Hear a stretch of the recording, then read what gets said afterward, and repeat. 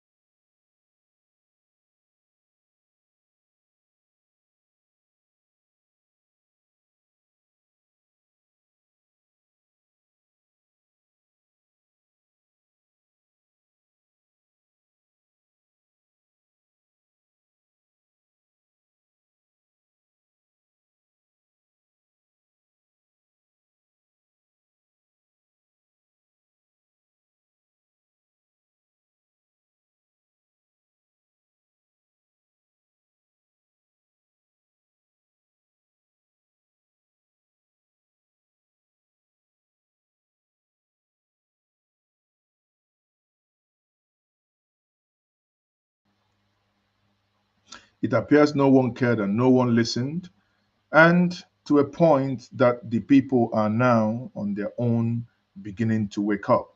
Like I said before, it is very clear, as said by my brother, my good friend Sheun Okimbaloye, that it is the right of every Nigerian to protest, and it is the right of every thinking Nigerian to always, always be peaceful. While we admonish Nigerians to be peaceful, we must also not fail to tell the Nigerian security agencies that they must also protect the people. That is their constitutional right to do. That is the only thing they have to do. Right? That is what they are paid for. That is what they have to do, and that is what they must do. They must protect the people. They must try as much as possible in order not to escalate the tensed situation. Now, as the argument has been going back and forth, as you heard Sheun said, Sheun basically made his point very eloquently and to the point that Nigerians have the right to protest, but you can see that the government has been using every known means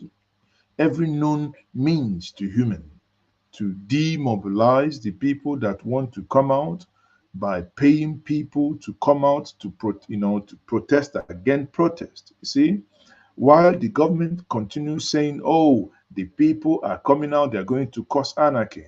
When they come out, so Boko Haram is going to infiltrate them. The question is, if Boko Haram is going to infiltrate the protesters, why haven't they done that for those who are protesting against the protest? If those who have been mobilized by the government can be peaceful, that means the genuine people who are coming out are also a peaceful bunch of people. Therefore, it is our belief and it is our call that every Nigerian has the right to come out on the street to protest, as long as they are done in a peaceful manner. You don't know, the government is now, according to them, budgeted over 6 billion naira in order to thwart the upcoming protest. You think I'm kidding you? 6 billion naira. Take a listen. I should even say that I'm surprised that this one has said that 6 billion is being budgeted to manage the protests. It shows that the government, this country has money. Really? Is this? Are some people seeing this as an Owambe? What are they budgeting 6 billion for? But regarding your question, the Constitution is very clear. Section 39, that Nigerians have the right to freedom of expression. Section 40 guarantees the constitutional right to association and peaceful assembly. This right is not absolute, because under Section 45, there are derogations to this right. For example, for the protection of public order, peace and safety, and so on, the right to assemble may be curtailed where there is violence or riot. My concern is that the government is the one that is fueling the perception that this protest is going to be violent. I'm very active on social media. I haven't seen any indication that any person or group of persons are planning to unleash anarchy in the country. Now, and let me hold it here. There has not been everywhere on Facebook, Twitter, TikTok, Instagram, where the people of Nigeria are saying that this protest is going to be violent. Anytime you hear the word anarchy, anytime you hear the word violence, anytime you hear the word destruction, it always comes from the government. And let us even ask the question, how come that it is only when people are protesting against government or people want to carry out rallies against government that people will suddenly create this imaginary intelligence report that hoodlums, miscreants are going to unleash violence? The government only finds credible intelligence whenever it concerns the people. But when Boko Harams would strike, when bandits kidnappers will go on rampage, kidnapping people, or when unknown gunmen will do their evil, the government appear not to be aware that these men are looking round to perpetrate this act. Why? That is the real question every Nigerian must ask. Why is it that only when Nigerians want to rise up and say, enough of this madness, enough of this nonsense, you will hear all manner of nonsense being peddled by the security agents. Now, the army is saying something different, the police and the DSS are saying something completely different. For how long? There is no coordinated even narrative. It is to show you how disjointed this narrative we saw Asari Dokubo leading protests in support of Tinubu during the tribunal. Asari Dokubo, the SSS did not gather any intelligence that hoodlums will hijack it. As a matter of fact, I agree with you here. I'm a live living witness myself, and Dr. Mo led the protest in Abuja for 27 days. Our lives were threatened at the Unity Fountain, right near the Hilton Hotel. Whereas when Asari Dokubo and his boys came out, nobody cared to near them. But when the people who were genuinely protesting, whenever they came out, you see these bunch of, people paid by the state to go and destabilize and to go unhurt individuals. I have also seen groups planning to hold counter rallies and protests in support of the government. The police have not said anything about it. Correct. So this impression that some people are planning to burn the country is just fiction. They keep making reference to NSAS, and I choose to characterize this as fraudulent historians. It is fraudulent history to say that the NSAS protest was a violent and anarchy. The truth of the matter is that the crisis we saw, the violence we saw during the NSAS, took place after Nigerians were killed. That was what triggered the violence. Even Kenya that they are talking about, until the police opened fire on protesters at the parliament in Kenya, the protest was entirely peaceful. So the question is, are they planning to unleash mayhem on the country? Are they planning to kill Nigerians to instigate violence? That should not be the approach. If the government is serious, they should understand that people have the right to protest and stop giving us fake intelligence. The IG says he wants the name of the protesters, he wants to know the routes, he wants to know the founders. The SSS on the other hand says no, we know those who are sponsoring it. So which one should we go for? Now, just like I said, disjointed intelligence gathering. If the DSS are telling us, and part of the information they fed to people like Daniel Bwala, who came out to say that foreign hands are within those planning this. Now, the question that everybody would ask, what sense does it make if you know the people planning this protest? Why do you then ask those who have requested to use Eagle Square and, every other person to say, okay, come and submit your name? Malanjaber in Kano yesterday, who went to the police to submit the things requested of him, and he was arrested. So it means the only reason why they ask you to come and submit your name, submit yourself, is just for you to be detained. I have not, in my adulthood as a nation, as a Nigerian, seen where the government is so scared of a protest, even when this protest is just coming during the time that the master strategist in protest is at the helm of affairs. There is also another narrative there that actually it could be that Tinubu is the one engineering the protest for something sinister. I don't know, but there is another interview with someone who knew him and who know him very well. I think Chief Dan Olas. I'll play the video for us to watch. That actually analyzed and made that. I mean, in social research, there is nothing you should you should take off the table. That no one can actually say it's beyond him. I mean, there is nothing that is beyond him. However, let me backtrack a little bit and leave Inebun here to a side.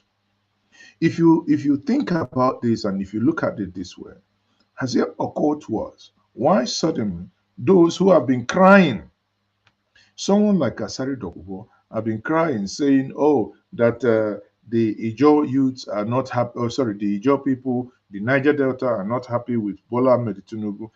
today and within the week, suddenly Asari Dokubo has found his feet, maybe because some corns has been deposited into his pocket. That's why he suddenly found his boys. But recall, before I bring his latest rant to you, let's listen to what he said a couple of months back when he thought that the door to the state treasury, sorry, the door to the state, storage of corn was locked against him, and he started ranting. I said, if Ahmed Bola Tinubu fails, hold me responsible. You say? I say, if Tinubu fails, hold me responsible. Thank you. The job people are already angry that this is the worst government. We have just started. We must learn a lesson. So this is the worst government, right? That is on one plank. Now listen to this. This was today in Niger Delta because suddenly what the government could not do in 12 months to bring the people in, at the regional level together, they could not do it. There was no money to do it. They never got your vote, so there was no need for them to interact with you. Suddenly, the government has gone on overdrive, working day and night to speak to the people. Listen, people, let no one deceive you. The protest has achieved more than enough. Even if nobody comes out next tomorrow, the protest has woken the government to begin to live up to its responsibility. Now, here, Asari Dokubo. Me, I'm going straight. They've said everything. They've spoken all the English. So the one that I will speak, I don't know which one I'm going to speak now. Now, I want to say that I want to go to straight.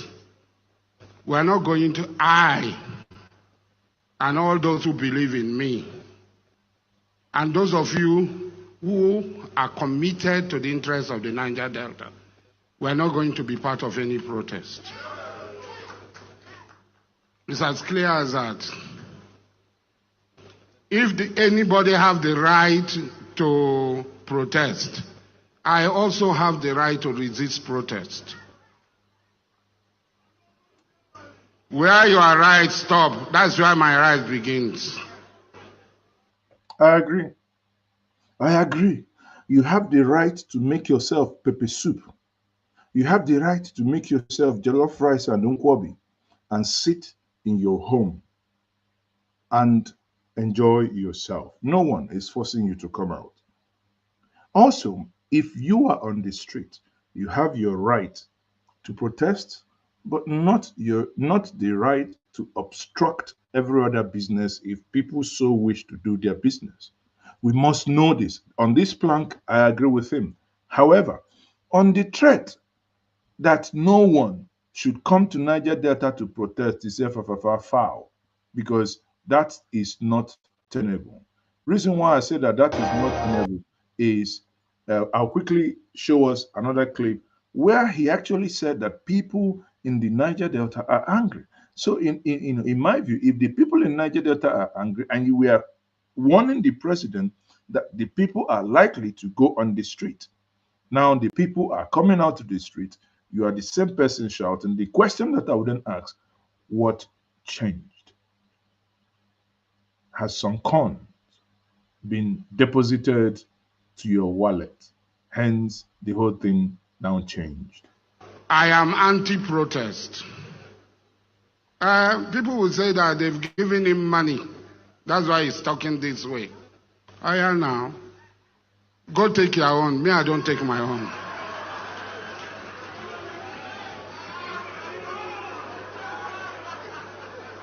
Because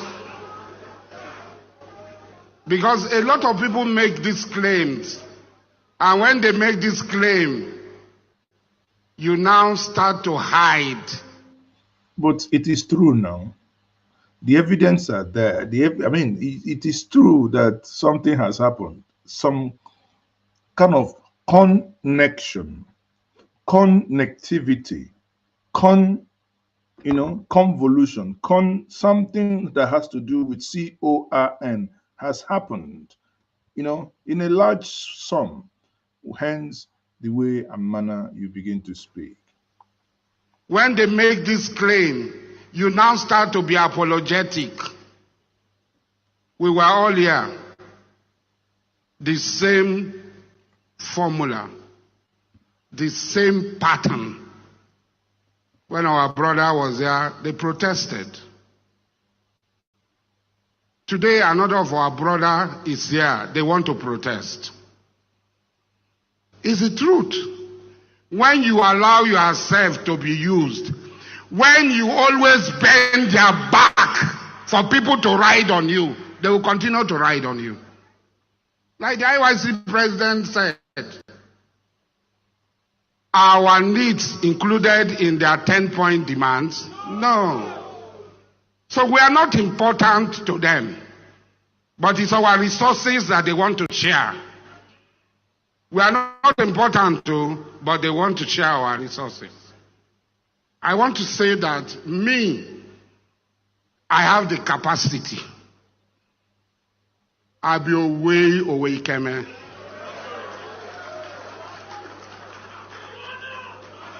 I have the capacity. If you carry your protest, come near me.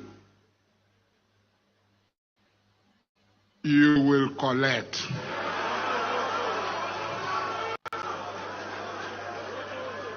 Those who brought anti-SARS protest and went to people, they collected from me woto. Everybody knows it. The government knows it. The security agent knows it. I gave them woto. Look, don't be deceived by flowery words. Don't be deceived by people's flowery words. Statement they make. Look at their life. What have they done to impact on their society, on their environment? Not be today hospital, no day for Buguma. Not be today hospital, no day for Bonima. Not be today hospital, no day for Calabari land. It has always been there. And I will not expect that my friend came 1 year after. I said because hospital not there for Buguma, we don't close since 1990 something, I should kick my friend out of power. I will not be part of it. These are anarchists. When you fail election, wait for another election season. It's 4 years. Go and sell yourself to the people. But you say you will not agree. After you have failed, you will continue. Then you are not patriotic. You are the problem of this country. You are not patriotic. You are the problem of this country. President Ahmed Bola Tinubu won this election against all odds. No candidate had gone through the travails that President Ahmed Bola Tinubu went through to Sorry. You know, these are words of someone who has loads of corn in the wallet. You know, these are words of someone who has loads of words, loads of corn in the wallet. Now, I don't need to bore you with the whole clip, but let me quickly remind you of this, is to know when there is dry season and when there is rainy season. Mind, if you don't like it, okay. But Mr. President, let me tell you, if you allow Wike to push this as he's doing, it will be very difficult for him to even come to Rivers State. It will be difficult for those his 27 House of Assembly members to even have a place to stay.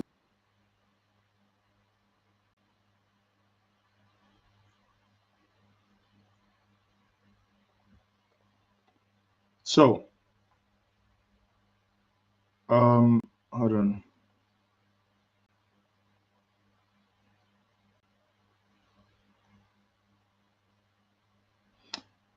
So, Sorry, just pardon me quickly. Let me just get the other part of it. Because here, Let me tell you, if you allow Wike to push this as he's doing, it will be let me fast forward this quickly. word I'm telling you. God knows. Nobody. It will be difficult to impeach him and bring a governor. It's not going to be possible. Go and ask in Ondo State. Go and ask in Delta State. The fury of the job people. They don't give a damn. They are hardly afraid of death. I'm telling you the truth. The earlier you hear this, you accept it. Call Wike. Call Wike, call same. He became vice president and became president. So it is not Alamesia's matter. I said if Ahmed Bola Tinubu fails, hold me responsible. You say? I say if Tinubu fails, hold me responsible. Thank you. The job people are already angry that this is the worst government. We have just started. We must learn a lesson. This man. Now, Ijaw people are already angry that this is the worst government. When he makes reference here and makes reference of the villages in the Niger Delta that have no hospital and all whatnot, then please begin to ask yourself, are these people no longer Ijaw people? Why is he then double speaking? Ijaw people are angry, and at the same time, that if the fury of the Ijaw people begins to come out, he may not be in a position to stop them. But suddenly, he's turned around to say, well, maybe if anybody comes out, we'll deal with them. So, which one? Which is real? Which is induced by con? Win this election. Everything was against him, and he triumphed. Wait for your turn.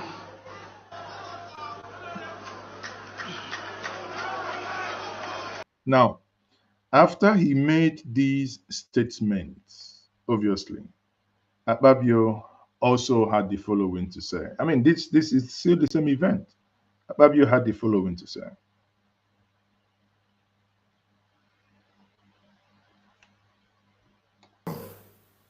So the whispers of our nation is already receiving attention. The economic challenges are known by the president because all of us feel the impact of what is happening now. But we are aware that it will be for a short while. The specific issues faced by the Niger Delta must be contained in that communique because we are going to make it available to Mr. President. The ones that need legislation will come to us.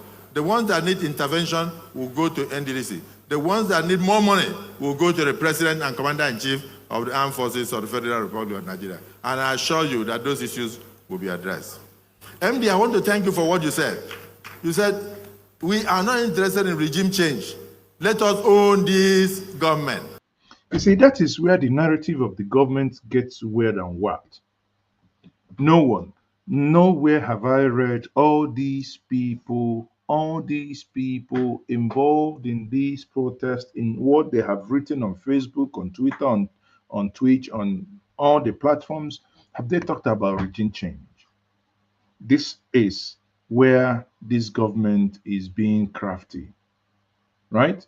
Even I'll come back to complete this, but can you imagine when Asari Dokubo finished his intervention in that hall, the people in that hall did the following. They threaten us. You see, they threaten us. Listen to that again. This is Asari Dokubo walking out. He couldn't walk properly, so people are holding him to walk, maybe because of his size. They threaten us. They threaten us. Mumu So the people were pulling. Idiot. So If you hear what the people in that same room, his own people are saying, they are calling him idiot. They are calling him, where is our own money? Meaning they know that he has been given some coin, ProMax. So the confusion already, it's not even Thursday already. There is confusion already in the hall because they are now saying, where is our own money? They are already protesting inside. It's not even, it's Tuesday, not even Thursday already. Listen to that They again. threaten us. You're threatening us. They threaten us. Mumu man. Idiot. Some are saying Mumu man, some are just basically saying whatever they like. But one thing is very clear: the people are not listening to him. The people are not listening to him. Let's continue with that. Those who want to protest can protest, but let us be there eating. Am I right? I must thank Niger Delta. So, in conclusion, we acknowledge the fact that the impact of oil and gas activities in our region has done immeasurable damage to our people. It reshaped our lives, it reshaped our economy, it reshaped our environment. So we must expedite action to address those concomitant socio-economic issues that have arisen as a consequence. Be rest assured that the Tinubu administration will release the necessary funds for critical projects in the Niger Delta region and will ensure that the needs of our people and our dreams are realized. Akokono, the the dreams of your people and the needs will be met. How? Were you not in charge of the Ministry of Niger Delta under Buhari? What happened? Did you meet the needs of your people? The east-west road is still entirely fixed. The ones that were barely done, washed off. You keep repeating the same thing over and over and over. See, people, let me tell you, anytime a people are doing something and the government begin to pay people to go against whatever people are doing, know that you're on the right trajectory. In this case, the people are pressing their neck in a peaceful manner by basically saying, hold on, hold on, hold on. You know, the questions, if you look at the 10 demands, 10 point demand, if you look at it, I know some of them have argued, oh, in 10 point demand, they didn't say about the road in Bayelsa. They did no, there was no in none of those demands that had any road in any state. You know, this is something they use to confuse those who do not understand the real and the core issue. The things and what the younger ones and these people are demanding is just something that is going to benefit everybody, not south west. In the midst of that, suddenly on the internet, a commotion arises. Why? Because Ayo Fayoshe said something that probably upset the north or some part of this nation. But before we come to that, what they call upset, and to tell me if you think what Ayo Fayoshe said, if he said the truth or if he really upset the north. But this very pastor or a prophet, as some may call it, Prophet El Buba, actually was very vocal and vivacious in telling people that enough is enough. People has to come out on Thursday. It's a very remarkable day. I'm standing here in the city of Warri. A few days ago, I made a broadcast demanding that the president will draw the agreement of the Samoa agreement. I'm glad that they have taken heed to the demand of Nigerians and will draw that agreement. Now, I want to say, Mr. President, we honor and respect your office as the president of this country. But then we demand from you today, and we as citizens of this country, we want to see the action in the next 1 week. Taking proactive position to end bad governance. You must end it. You must rise to the occasion that we are tired as citizens of this country country, watching watching the members of your cabinet running down this country. Nigeria is blessed and has more than enough to take care of things. I have traveled by road the past 40 days. Just few days ago, I came by train from Lokoja right to Warri. And I saw the plight and the state of Nigeria. The Minister of Works is failing the call and the responsibility you have given to him. So what we are demanding in the next coming days, we want to see a proactive action. Or else, the 1st of August, 2024, we, the citizens of Nigeria, will take the street and go on a peaceful protest demanding. Did you hear that? When they talk about those who are calling for protest, everybody knows his address, the DSS knows his name, but they will come on TV to tell, oh, with these people, they are faceless. We don't know them. Prophet Issa Abuba is well known, and in his words, the words you have heard now, he did not in any way, not in a single sentence, use any form of violence. They keep saying it. Peaceful protest.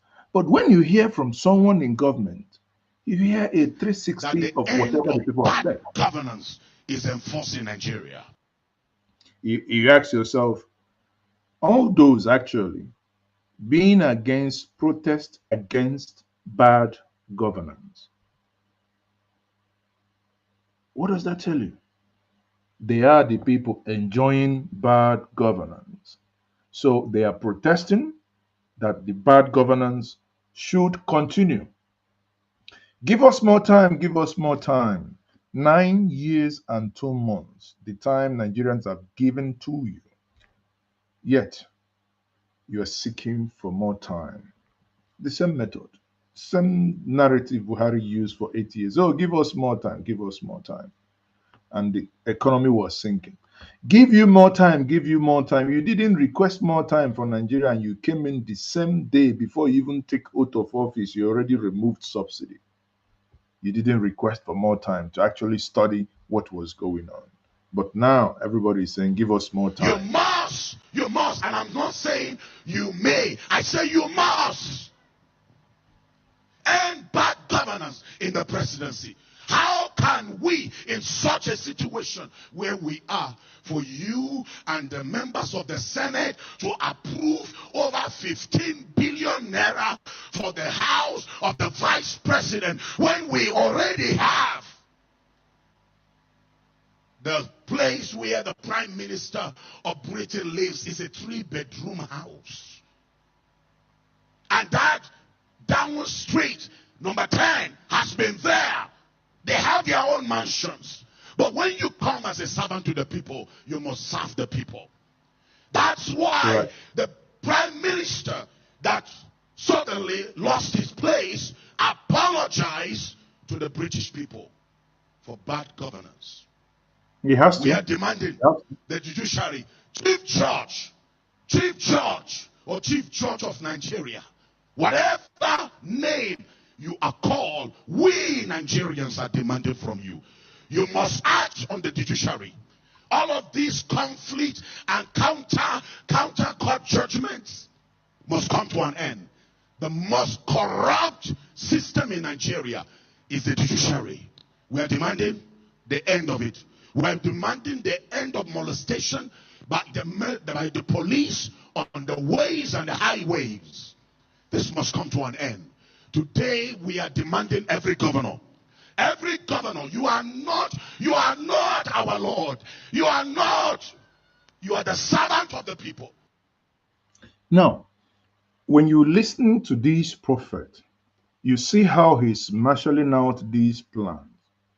The things he's saying is not impossible for any serious government to do, or at least show willingness to do, right? These things are not things you will do, it will hurt you or it will bring down your government. It actually improve the life of the people, improve your global rating, improve your perception index. But when you listen to him now and listen to the people in government as to what they are saying, you will think the world is too apart. Then you ask yourself, why are those in government attacking those demanding for good governance? Hence, you heard people like Asari with corn in his pocket speaking from two sides of the mouth. It is the people that voted you into power. Yes. You must serve the people. You must bring an end to the contractors that have received more than 50% mobilization. All of you contractors, we know you. I drove from Jos to Kano, Kano to Jigawa. I drove from Jos to Lokoja. And what I saw with my eyes, I am demanding that all of you contractors that have been paid for you to walk our roads, return back to site, or else Nigerians will respond to you. Today, I am asking churches and mosques, it's time to end all evil religious services. We cannot be living in a nation where people are turning our altars and pulpits in the mosques and in the churches as a place of deception. We want to say all churches and mosques where people are turning it to a commercial center, it must come to an end. You see, Bagam, he pointed the barrel of the gun to himself. So not only government, you and I, not only demanding from the government, not only demanding from Tinubu, not only demanding from the governors, not only demanding from the senators, the pastors, the imams, the customers in the church, I call them customers now these days, the worshippers, they are customers because it is confirmed to be a business enterprise. Customers go and, they purchase whatever they purchase. As you know, the one in Edo. Thank you very much, Festus. Thank you for the super chat. I thank you very much. Now, that's the spirit. Thank you. From Festus, well done, Mazi. More blessings. Thank you very much. So, more of that, many people. So when I say this, because when you understand these things as we say them, it's not only about attacking government. We look in the mirror, we see ourselves, we make amend. But at least government is the one out there that is a reflection of the society. Government, because like Mr. Peter Obi normally says, if you are in the hem of affairs, you don't steal, your family don't steal, those close to you don't steal, you've reduced corruption by more than 50%. But if you are in the hem of affairs, you're buying private jet even when Nigerians cannot eat yam, when Nigerians can no longer buy a sachet of Indomie, but the ones they caught or spaghetti or macaroni, they put them like, the way you do crayfish in small polythene nylon, right? If the people can no longer afford those things and you are there doing all manner of things, come on, it is not the right thing to do, right? It is not. So I said to you, Pastor, preach on, you are basically on point, saying it the way it is for every one of us to, learn one or two things from, right? It must come to an end. Nigeria must be safe. I want to admonish all members of IBBN, all of you, pastors and imams that are members of IBBN, please, on the 1st of August, if nothing is done, move to every government house and present your protest letter that enough is enough. This time around, we will not retreat until there is a change. Mr. President, we are not asking you to resign. but we are asking you to act. Now, exactly, very clear. He's not saying that President Tinubu must resign, and the people are not demanding that he will resign yet. Yet, warning shot, do the right thing. You've snatched it, you've grabbed it, you've run with it. Now do the right If thing. you don't act, then Nigerians will demand for you to vacate that seat. Bagam, I approve. Do the right thing, do the right thing, do the right thing. On the unlikely event that you decide that the right thing will not be done, then Nigerians who have the right to now say XYZ. That brings me to this here.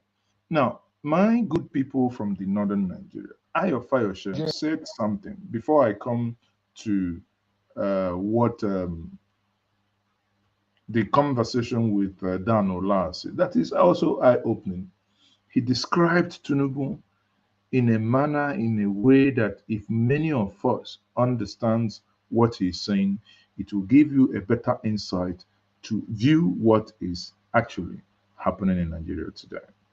Here is Ayo Fayoshe, who said that he Yes. went to one of the states in northern Nigeria and he was asked by one of the gate men that they should, that the money they earn is not enough if they can give him money, if he can give them money.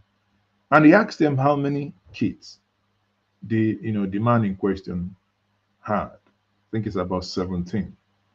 And he's worried that how can you survive with 17 kids?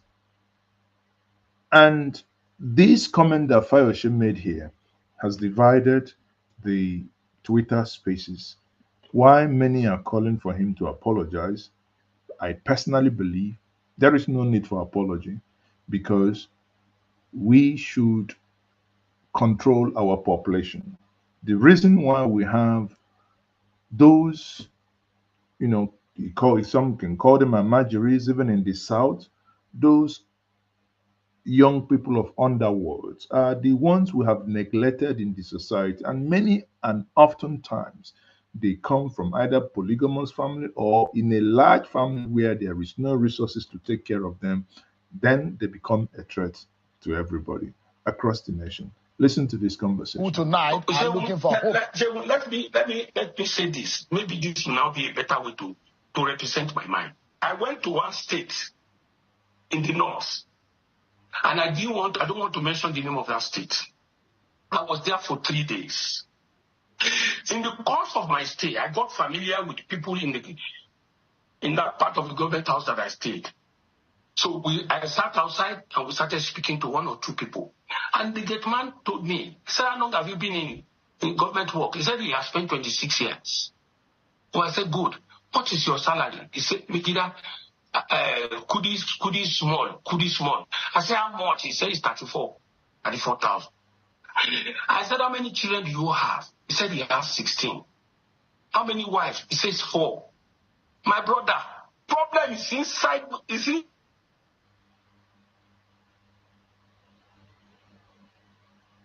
because, for God's sake, if somebody is earning 35,000, what can government do with 17 children? We don't want to be realistic. Another person said he has 8 children, 3 wives, and one of his wives is still expecting. They don't have to be done with our people too. Because when you have children, you go into government. A government that is struggling to survive. It's difficult. When you are asking me, what will I say to them? What will I say to a man who has 17 wives? All right, 17 children for our poor wife. Yes. So the point here is that in part of these national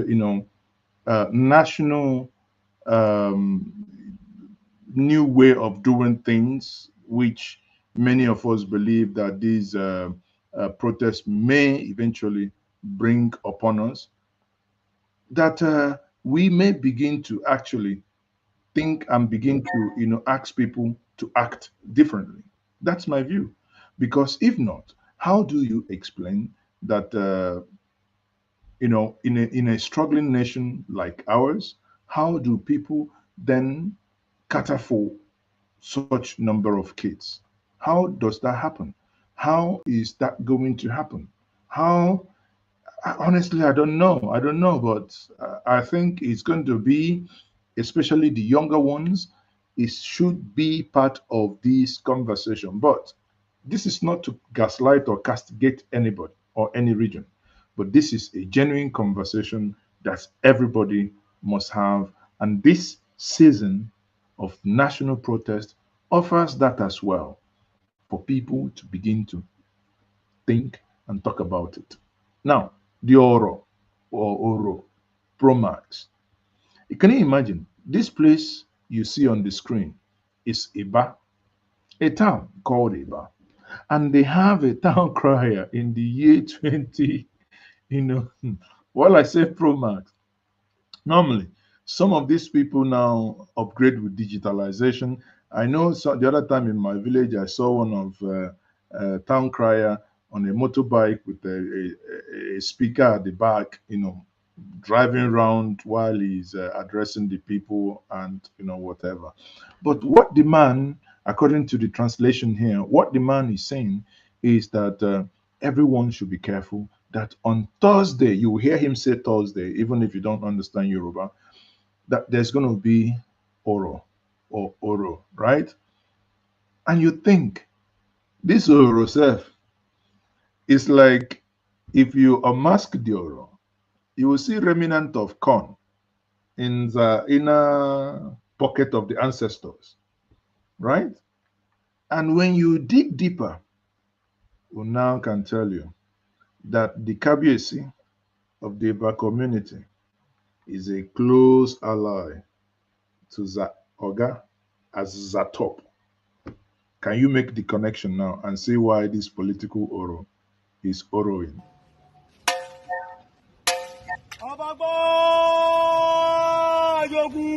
Kábíyèsí ní kí kíyé o, àwọn olóyè ní kí kíyé o, kábíyèsí ní kí sọ fún yín, àwọn ń gbọ́ firikọ, ọlọ́run àwọn ọmọọba àtàwọn ọmọ àlejò, ọlọ́run fẹ́ bu àjàgídíjàgan níjọ́ Thursday lọ́dún máa bẹ̀rẹ̀, kábíyèsí àgbà àwọn òfẹ́. Did you hear that?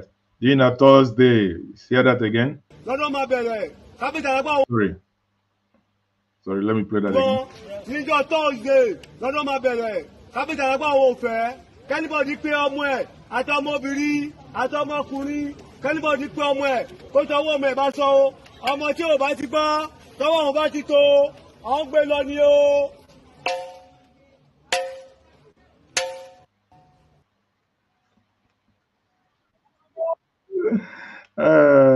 You know what? You know why I'm laughing? The ancestors are the ancestors are basically joining these things that are now happening. And I'm just wondering, let me play with my imagination. Pardon me here. Let me play with my imagination a little bit. I'm just wondering now. The Oro thing is dancing. It just does some somersault. And suddenly we see some corn flying off from somewhere. Corn everywhere. As if that is not enough, at the Balogun market today, the people are being told, do not come out. By who? By thugs. Look at it. These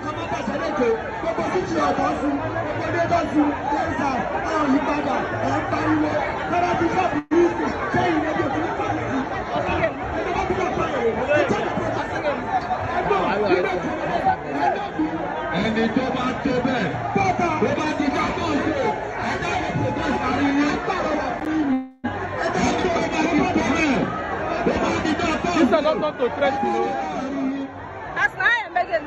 You say if you get mine, make you come outside and say you want to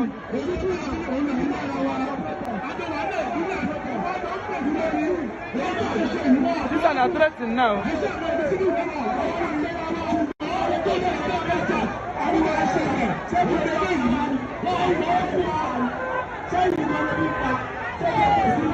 Now, did you hear that?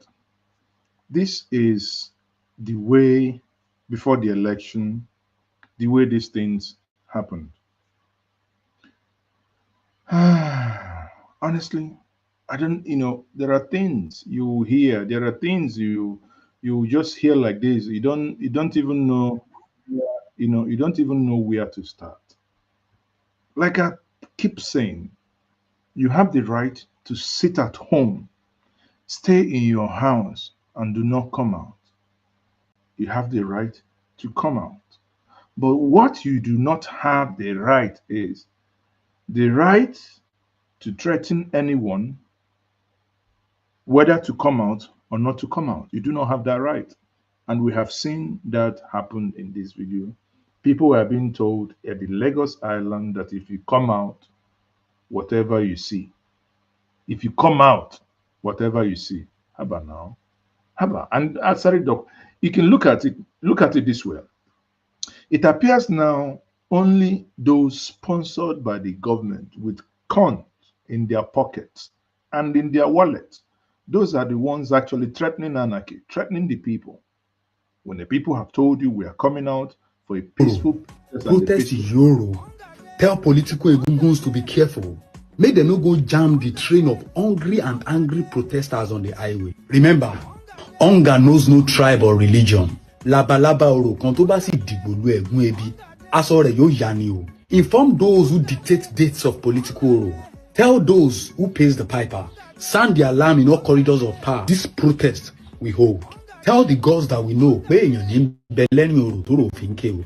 Tell the man behind the marks that is also a victim. A bottle of schnapps now costs double. Eshu worshippers now manage the quantity of oil they pour on him. The gods are victims too. Remember how they used you during the election to scare and stop voters, but they can't use you to stop hunger. After the election, when your veils were lifted and the little naira given to you was swallowed up by inflation, you were the first to shout, "Ah, ebi ń pa wá o." Tell the man behind the marks not to forget that hunger is dealing with him and his family too. Oro doesn't have a special market where they buy things cheaper. Ebi jọ ń pa gbogbo wa ni o. Ẹ̀yin oro olóṣèlú, ẹ má torí àtẹnujẹ ba ìṣẹ̀ṣe jẹ́. You are also a victim of hunger caused by bad governance. Tell Oro, this protest we hold. So, Oro, as you have seen, does not buy food cheaper in any market. Oro. But the young man, I would disagree with you because he said when you lift the veil of the Oro, you can't lift it because it's a spirit, but it's a political spirit. And you talk about the schnapp. Well, the gods, the inflation, the hyperinflation may not have affected the gods because now they don't drink the quantity of schnapps that they used to drink. So the gods are not actually probably going to get drunk, if you understand what I mean. But let's come to the cocoa of this evening. This interview by Chief Dan Olase with Ruben Abati and Rufai. In fact, grab your seat, grab something to drink. This is a fantastic interview. This interview demystified and unmasked the man, Bola Ahmed Tinubu, and Nyesom Wike. It's good to see you again. Honestly, I'm excited too. Almost 10 years. Almost 10 years. And I want to use this opportunity to thank you for the support that you gave the Jonathan administration. Thank you very much. Chief Dan Olase was so supportive of our work, particularly in the communications department, that President Jonathan had to say, I want to meet this man who is very honest and straightforward, and they met, and he remained committed to the party. He was chairman of the party, PDP, in Anambra State. So it's good to see that you have remained very active, sir. But now, we're back to that 2012 situation, more or less. Yes. Now we have people who are protesting. The people who protested is against us. They are the ones now. The table has turned round. What goes round comes around. Now Nigerian people are protesting against them too and saying they want good governance. They have issues with food inflation. They have issues with fuel subsidy removal. Now, what do you think? Because this protest We were told it to start on Thursday, but it has started already. In Lagos, in Minna, Abuja Kaduna Road, Abuja itself. What's your take? Well, if you remember well, I had always believed, rather unconventionally, that Nigeria is not a function of statistics. This is the only country where 1 + 1 is not 2. It could be 10, it could be 100, and we function with it. As a general rule, for any protest, in any form, every protest is about unresolved grievance. Nobody goes on the street to shout. There has to be a reason. Even when your son is boiling in the house, either you haven't given enough pocket money or you haven't paid his or her school fees, there's some form of protest at every level. Or their mothers are instigating them. Their mothers are instigating them for more money for the kitchen. But this is a lot more serious problem that, rather surprisingly, almost unanimously across the country, people are talking of protests. And there has to be fundamental reasons for that. So it's not enough. If the energy the government at the federal level and the state governors have put in the past 4 days trying to make sure the protests do not come up, if they had put 10% of that same energy to try to resolve, because everybody knows what the problems are. Exactly. Exactly. He's been listening to us. If the government had put so much energy, if this government had put energy and cut costs, just half of what we've been, been demanding for, we will not be here. In the last 1 week, this government suddenly woke up. You think the election just happened last week. You think the election just happened last week. These same people under Goodluck Jonathan was only 6 months. On the 7th month, the protest happened. Yet, on their own, 12 months. Oh, this government just started. Yet, you were able to remove the fuel subsidy under how many months? No, hours. Less than 1 hour before the whole ceremony finished. Kukuma Mbagam. And you came out to tell Nigeria, the star boy, against the advice of my advisors, I did what I was necessary. Then you plunged Nigeria into this calamity that they found themselves. And they've been busy. Busy doing what? Honestly, I like the point that he just made now that actually reinforces what we've been preaching and saying here. At the zonal level, let the 5 or 6 governors every zone see how do we protect our farmers to successfully go to their farms, even using vigilantes for them to produce, so that the problem will not be the first serious time Nigerians are talking about being hungry. People are much younger, but I haven't heard of a Nigerian said hunger is a universal term that you might not be able to eat 3 times a day, but if you eat 2 times a day, that's beautiful. And Nigerians have been, pride in eating at least 2 times a day. But now, I have seen people who don't eat once in 2 days, and they walk about and still manage to survive. So there is genuineness in the desire for people to make noise. Making noise is part of telling government we are not feeling good. Inokwamo, how else do you want to let government know that you're not feeling fine? Even in your family, you have kids. There are things you tell your kids. They will mama, Daddy, I don't like. You say what? Say I don't like. That is protest. You go upstairs, you come down. The thing you said has not been done. They are testing your. So will you go and now call them because they are protesting in your household that they are terrorists or what? That is protest. No matter however you look at it, right? That is protest. When they do whatever they do and bang the door, that is protest. It's protest. Everybody is. Even though government, as father, mother of the country, is supposed to know. When your children are not happy, you should know. You should have anticipated this. You should have developed devices for which you will make things not degenerate to where they are now. And that's what I call bad governance. Because the leader of this government is a chief protester himself. I love that word. I've used it here multiple times. He's the protester in chief. He calls it chief protester. I call him the protester in chief. The master strategy of how to protest. And he protested against us during the June 12th election. I was chairman of NRC. After we met in Kaduna, the government then, either Buhari, Babangida and Abacha's government, invited the two major parties to Lugard Memorial Hall in Kaduna.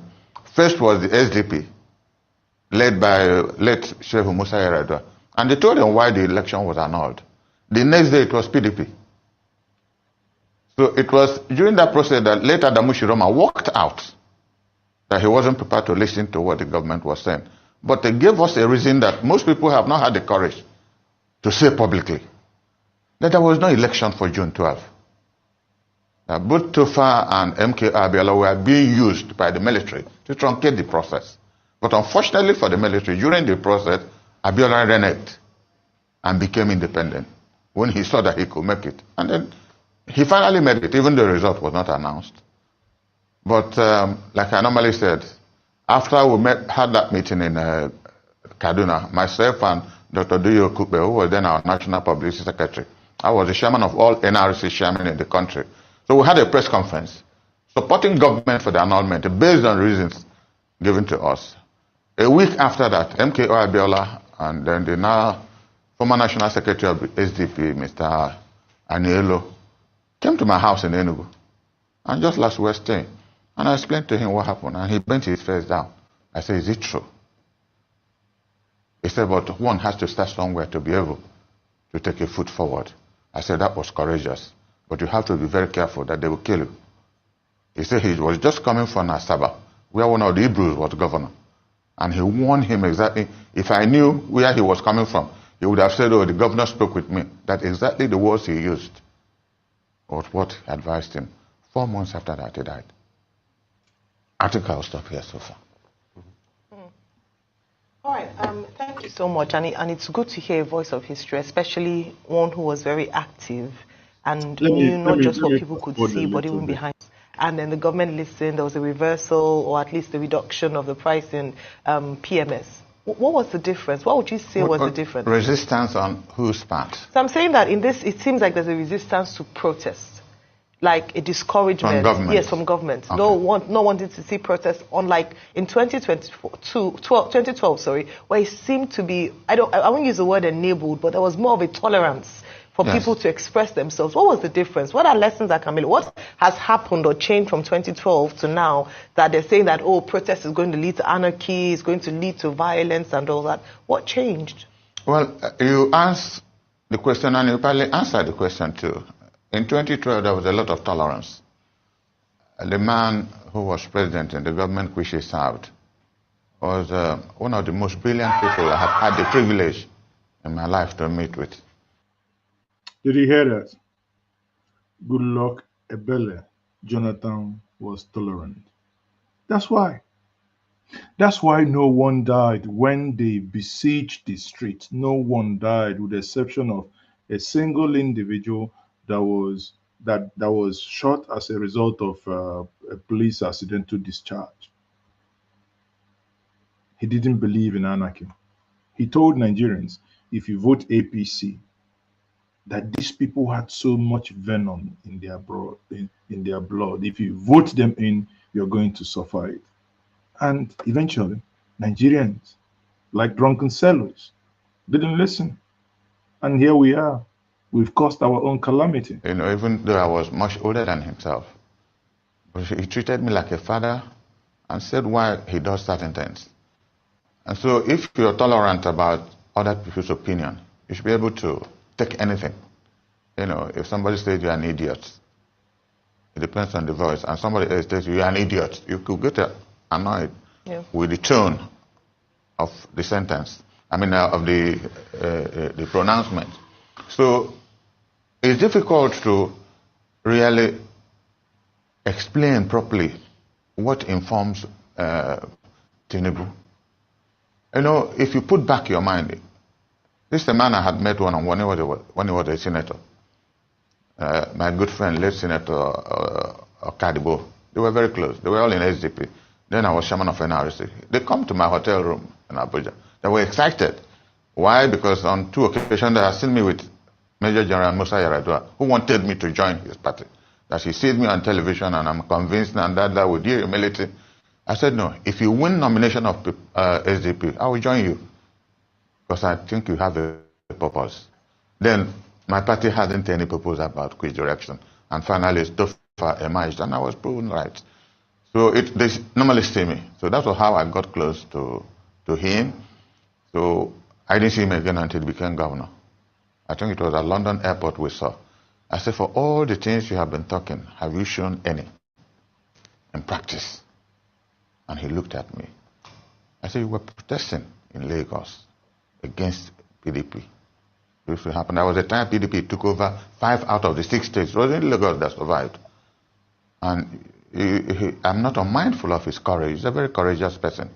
But I doubt if the same courage applies now. You know, there are forms of courage. Did you pay attention there? He is a very courageous human being, but he doubts if that same courage applies now. Listen to that one. PDP. This will happen. There was a time PDP took over 5 out of the 6 states. It was in Lagos that survived. And I'm not unmindful of his courage. He's a very courageous person. But I doubt if the same courage applies now. You know, there are forms of courage, thinking courage, physical courage. Are they really thinking? Because this man who has gone through the process, he just didn't fly in from the moon. He's passed through the process. He's seen all manner of persons in Lagos. The whole country is Lagos. Yeah. So he's not just coming from an innocuous state from somewhere. So why they are not able to anticipate, to begin to adjudicate, to talk to people until they get to this point. And now you can see the serious effort being made to stop the protests. And for me, protest is expression of view. It's the unresolved, grievance. If you haven't resolved the grievance, somebody has a right to say it, either spoken word or moving about, saying something. Exactly. But maybe they have information which we don't have. They anticipate something is going to happen. I don't know what. That's why they're in government, and we're not in government. But you know, this conversation gets interesting where he plays, suddenly begins to talk about something that really got me thinking. And you cannot, the next thing he will say, you cannot take it beyond what Tinubu can do. That all these things you see, everybody button, all these things could be an orchestrated plan towards something. But that thing is what probably all of us cannot put our hands to. We're not saying that that is the case, but you cannot take it past the man in question. They have all the security information. I hope they have not also demonized people. Because part of the problem is that there are so many forms of anticipated terrorism, as I call them. What I call stochastic terrorism, where you demonize people or group of persons to incite them to terrorism. I think that's part of what this government is doing. Did you hear that? You demonize a set of people in order for them to react. He didn't say that, but I would expatiate on that. Take, for instance, has it ever occurred to you that El Buba and most of people from the Northwest, people from the North Central, are actually the leaders of this protest? I say this openly here. I have interacted with many of them. I know what they are doing. I know what they are planning. Now, but when the government wants to talk, it does not go in the direction of those who are actually planning this protest. You hear the words the president speak through Bayo Ononuga. You hear the word P2B, Igbo, IPO. Does that make sense to you? Does it make sense to you now that someone will go into Lagos Island, Balogun, where majority of those who sell their merchant there are from a certain region, and they begin to use certain words that will provoke, so that a people react? It will be, oh, we said it. There is a Twitter account on the X that's called, I think, Lagospedia or something like that. That Twitter account tweets nonsense every blessed day. The Twitter account that I reported that Twitter, go and check Lagospedia. I can't show that on the screen because it's just absolute madness what the young person behind that account is doing. That from the 10th, once this protest is over, they are going to start a narrative of Igbo must leave Lagos. You ask yourself, this protest, what has it got to do with the Southeast on the Igbo? They didn't contribute money. They have actually decided to say, today in another group, someone shared a letter written by Take Back Niger. Let me see if I can open my WhatsApp quickly and pull that up. A letter written by Take Back Niger. And all he was on about is, obviously, by the time, the narrative will tell you where that person comes from. Oh, why is Igbos not protesting? Yet the same person is a government agent and supporter who had always been saying that this protest must not hold, this protest is anarchy. Suddenly, the letter comes from Take Back Niger. The next thing is, why are Igbo not protesting? There are some things, when I read that, initially I got angry. But on a second thought, I said to myself, there is no need to get angry, but let's basically let me just basically be sarcastic about it. And I looked at it, I said to myself, let me pull up my comment again. What I did was to say, what was my comment again?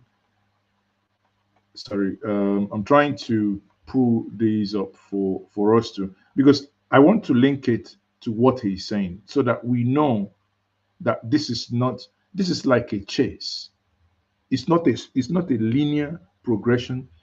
There is something that is happening. I mean, that's what we can insinuate. So my response to the individual is, then protest, you cost them. Then no protest, you para. Now where now one for yourself. No, they are not protesting. They are not hungry. They are supporting the government. And I was glad after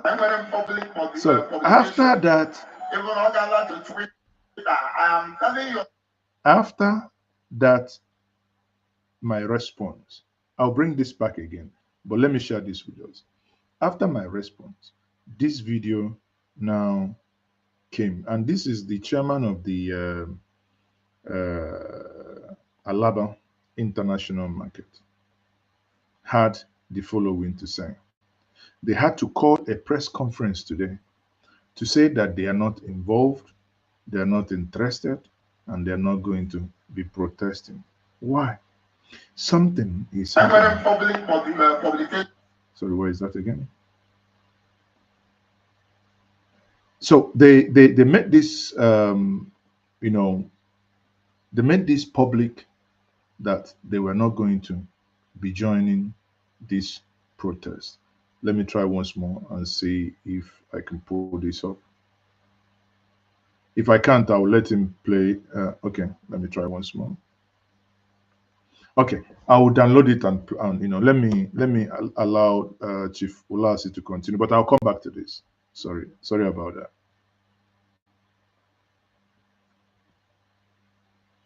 Chief, continue, sir.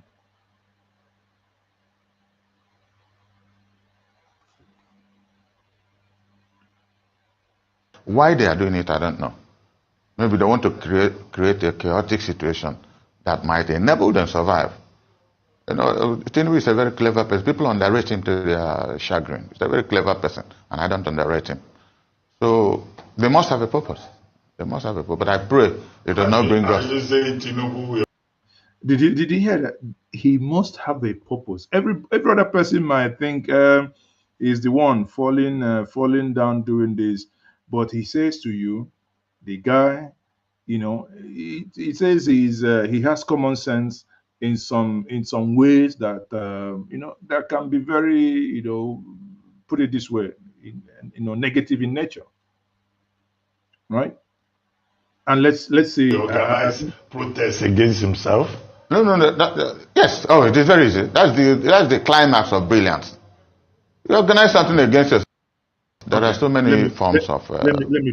Let me play this anticipated from here. So let me play this from here so that we can capture that area brilliantly. Terrorism, as I call them. What I call stochastic terrorism, where you demonize people or group of persons to incite them to terrorism. I think that's part of what this government is doing. Why they are doing it, I don't know. Maybe they want to create a chaotic situation that might enable them to survive. Tinubu is a very clever person. People underrate him to their chagrin. He's a very clever person, and I don't underrate him. So they must have a purpose. They must have a purpose. But I pray it will not bring us. Are you saying Tinubu will organize protests against himself? No. Yes. Oh, it is very easy. That's the climax of brilliance. You organize something against yourself and achieve the purpose you want. Because people are people are saying no protest, this will happen, and he's one place just watching what is going on. He's watching. It doesn't look easy to the common eye, but somebody can do it. Just to pick on your point. Yes. In fact, a no to protest happened in Abuja yesterday. A group of protesters protested against these protests. Yes. They were on the street in Abuja again. So just to pretty much to allude to your point. But let me come to you, sir. In all of this, you have stayed with the PDP and supported the PDP. But the grounds a lot of people have with the PDP is this.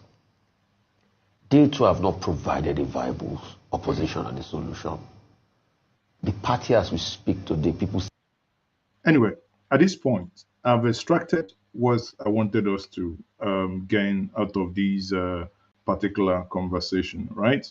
Now, what I want us to, as a people, actually know that you cannot take it beyond the president that all these things happening could be. I'm not saying, he's not saying, but he's saying you may not take it beyond the president that something sinister could be behind it.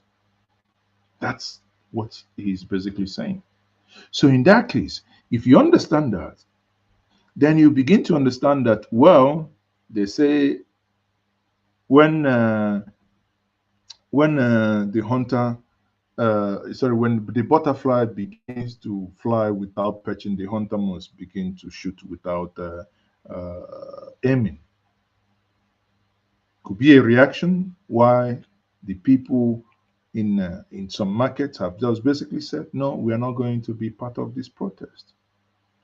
At least in order to counter a narrative that has been pushed, maybe that to rope some people in to say, oh, they want to plan a coup or they want to remove me, because if not, why would this narrative continuously be on the air? Publication point that these guys are now denying. This is the Alaba traders in Lagos, Ojo Alaba, saying, making a press statement today that they are not part of it. Even Ogala to Twitter, I am telling you authoritatively that even the whole authorities in the Lagos state are aware our position.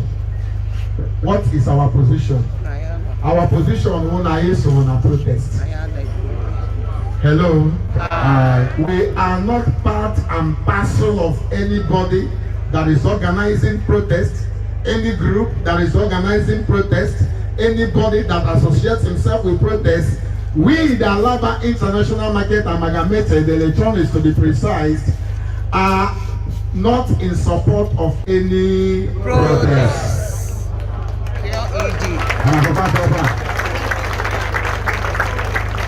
We are not protesting because these people that are protesting, we don't know what their aims and the objectives are. Now, this is playing to the to the gallery, but the message is conveyed. What point am I making? Just opposing this to what Chief Dan Olasi said, that this guy has security information. I hope they have not also demonized people, because part of the problem is that there are so many forms of, anticipated terrorism, as I call them. What I call, stochastic terrorism, where you demonize people or group of persons to incite them to terrorism.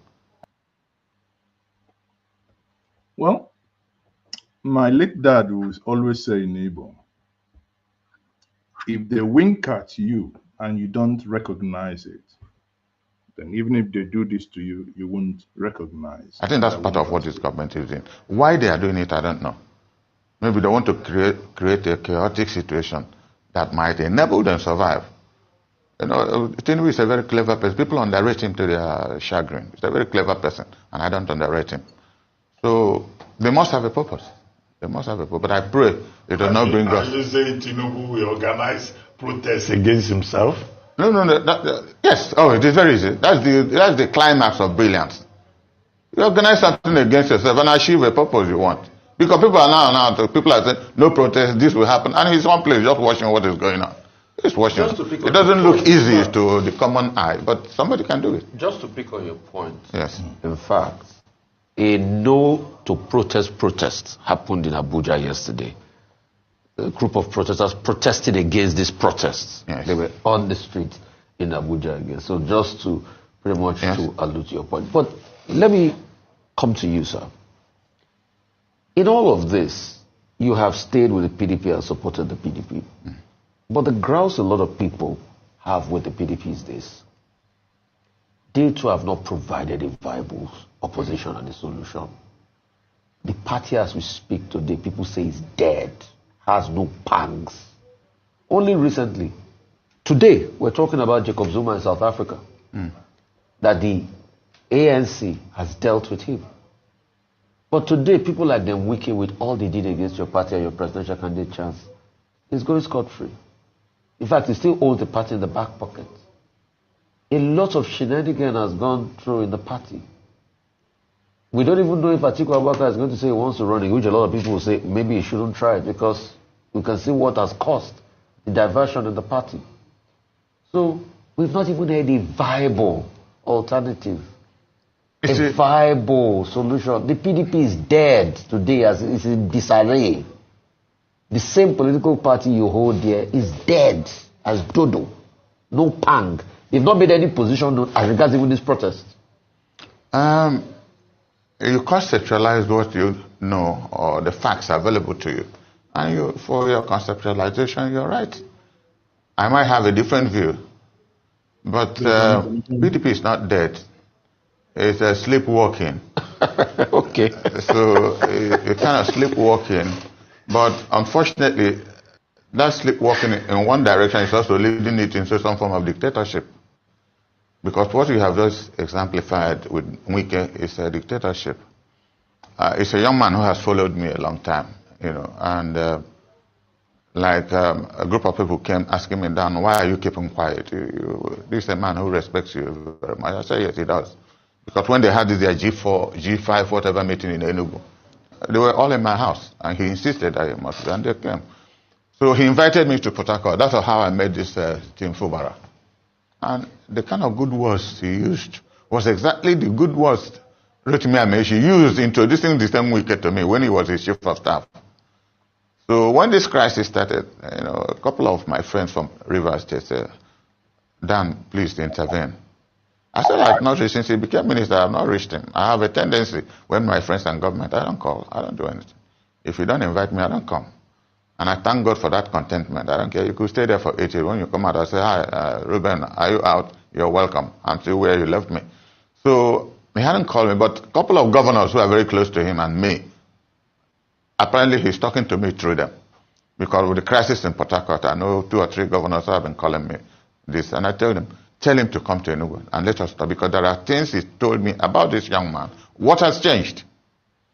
And I don't want to comment on that any further because I think it's sub judice now. A lot of things are in the court. So anyway, we wouldn't want to drive into Wike's matter. But to wrap this up this night, it's now 15 minutes, or rather 14 minutes past the hour of 11. Here is me the PDP guy and his view on some of these things that are happening also for clarity and better perspective. I quarrel with the choice of the language of most of their supporters. They seem to want to say, oh, give us time. Oh, we made the country somehow. And you ask yourself, are these people joking? You got this nation. This nation was passed to you in 2015. To date, that's 9 years. Not to Bola Tinubu. That is irrelevant. It's one government, it's one party. Yeah. We are not blaming them for their misstep for 8 years. Who's going to hold himself responsible for the activities that they themselves took in the last 1 year to make it worse? And I can list some for you.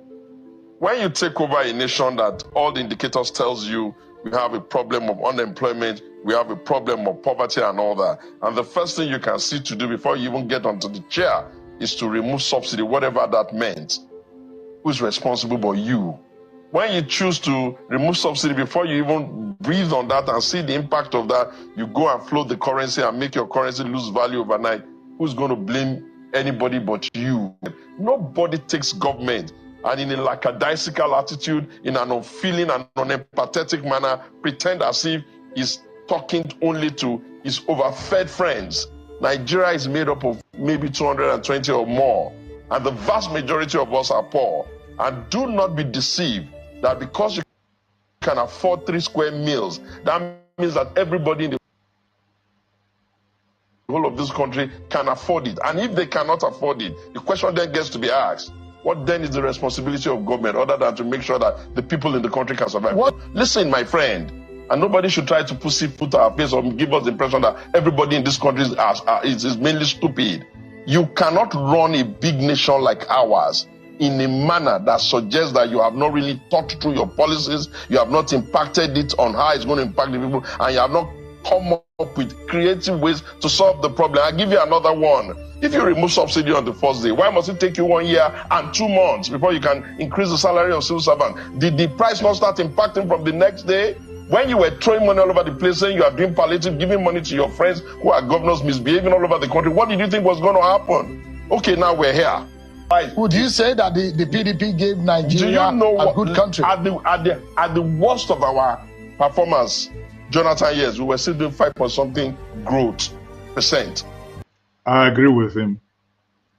At the worst, that is when PDP was at its worst, they are still better than the best of APC. Do you know what the size of the Nigerian economy was in 2015? Was the largest growing economy in Africa. Where are we today? I'm not here for that. Sheung, we have found ourselves in a situation. They don't even know how to get themselves out of it, and so we have to help them now. And I'll say to the Nigerian people, once we choose democracy, the demagogy of language of dictatorship has to change. When we were running military dictatorship and all of that, the demagogy of strike, put people on the street, we're not going to agree, that was the language of then. In a civilian democracy, the demagogy must be consultation, conversation, and short intervention. So that's it. Thank you very much. I have a guest in the house. Thank you for joining me, Mr. Osipeso. Are you in a bar? Hello, good afternoon. Can you hear me? Yeah, I can hear you. Are you in a bar? Where are you? Oh yeah, I'm in a coffee shop. Is it loud? No, it's fine. But I can hear I can hear people making coffee for you. Yeah. How are you doing? I'm doing well. I'm doing good. So what's your take on the topic? The protest is funny. Kenneth Okonkwo leaving Labour Party is also funny. I'm waiting for him to announce he's joining APC, by the way. And also the government attempt to trot out the protest is also funny as well. There's so much going on, and I think the country's future it's heading in this trajectory where we don't even know where it's going to. No, I don't think. Let me correct an impression. I don't think it is right that Kenneth has left Labour Party. He hasn't. Kenneth is only protesting. If you read his statement very well, he's not happy with certain things. I personally spoke to him on Sunday once the, you know, once his publication came out. We had a lengthy conversation, and afterwards, I issued a statement under the POSN, which I obviously signed. So I can tell you, it's in a protest. So he started his own protest earlier than earlier than the first. So let me put it Okay, that well, way. I guess I'm wrong with my criticism of Kenneth. Yeah. I've seen him on your show before, and I Yeah. just wish, well, actually, there are a lot of videos online. One is by Sean Kuti. There is one by David Hunday. A lot of folks are doing what you're doing, right? As far as I'm speaking to the public as to what's going on. I just wish maybe someone can be doing this maybe in Igbo, in Yoruba, in Pidgin, so the masses can actually understand what's going on, as opposed to folks speaking fancy English, telling the educated folks what's going on, which the educated elites are probably the laziest. They will probably jump out of Nigeria, especially when the country is in a shitload the way it is now.